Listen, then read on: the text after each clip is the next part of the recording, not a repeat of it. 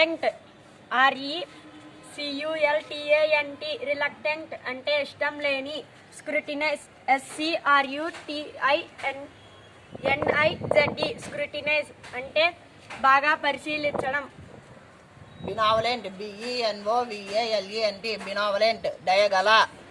Dilemma DILEMA dilemma సందిగ్ధం లేదా ఆలోచించడం.